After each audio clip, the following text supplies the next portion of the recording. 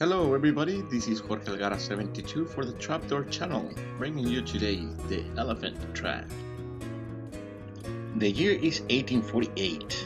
In Europe, there are revolutions all over the place. And in America, a lot of things are happening as well.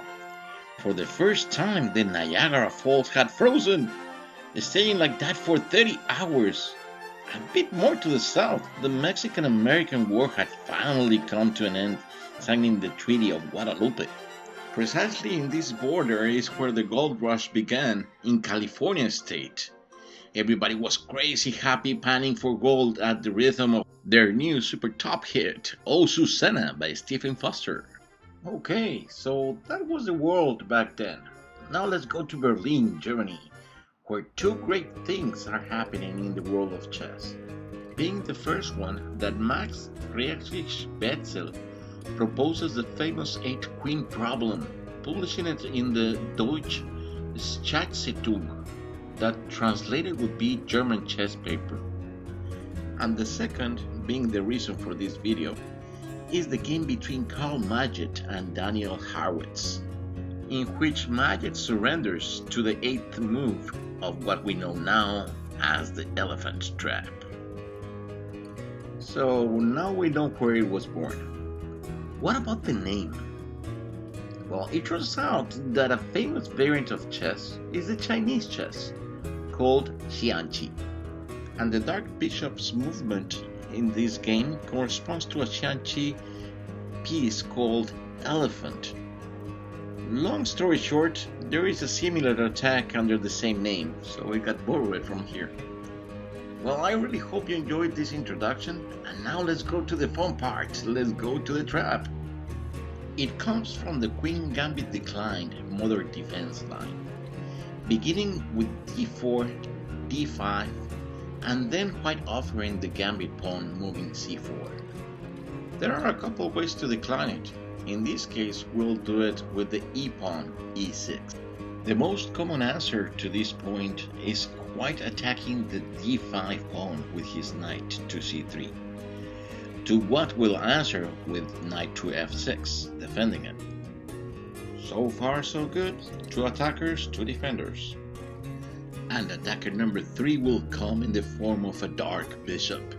By placing bishop to g5, he not only gets to pin the knight with the queen, but also is attacking indirectly the d5 pawn by attacking one of its defenders.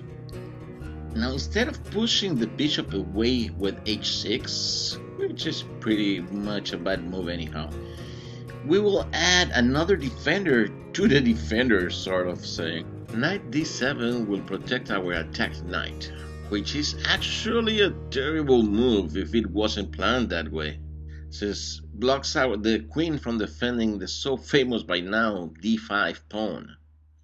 If white goes for the pawn, the game is on. So c takes d5, e takes d5. And here the reasoning of white is to take the pawn with the knight, since our only defender has a relative pin to the queen. But welcome to the Elephant Trap! Knight takes d5. The queen is exposed. The bishop sees her. What to do? What to do? White finally succumbs to the temptation. The black queen is down. I repeat, black queen is down. Over. How will you react? Surprised? Will you have this evil laugh like wow, I really have to work on my evil laugh. But anyhow, I'll let you think of your theatricals, because the next move is a real shocker to the white player. Bishop b4, check. For a moment, I assure you, they'll think it's mate. But then they see it, the only one possible move. Queen to d2, blocking the check. Now, this pin is already set. From here, black has 2 options. One is just to go ahead and get it over with, taking the queen with the bishop and being recaptured by the king. losing castling rights and standing wide in the open. And to finish this line, we take the bishop on d1 with our king. Let's go back to the position where the queen was blocking the check, in order to show you the other option, in which we take first the white bishop on d1 with the king. The difference is that by doing this, the queen most certainly will take your bishop on the next move, and you can capture her back with your knight, hoping on a move by white that doesn't stop the fork of rook and king with our knight to c2. After this, white gets out of the check and we can take the rook. So it's really up to you deciding the position you want to leave your opponent with to follow the game. Now, even though the elephant trap is mainly used for black side playing, as most of traps, it can be used when playing white as well. The way it would work, it would be through the exchange variation of the Caro-Kann defense, in which after the opening e4 c6, the queen pawns come out and do the exchange. We'll put the bishop on d3. The knights come out, and the rest is pretty much the same pattern that we talked about when playing black. Make sure this knight to e2 move is the one you do instead of knight to f3, which would serve as the same, but it would lose the right to castle down the line. Here, let me show you what I mean. So going back a little bit, the reason you would lose castling rights if you do c3 with your knight, it would be because at the end you would have to take the bishop with your king, like this. Okay, my friends, that's it for this video. I really hope you enjoyed it and found it useful.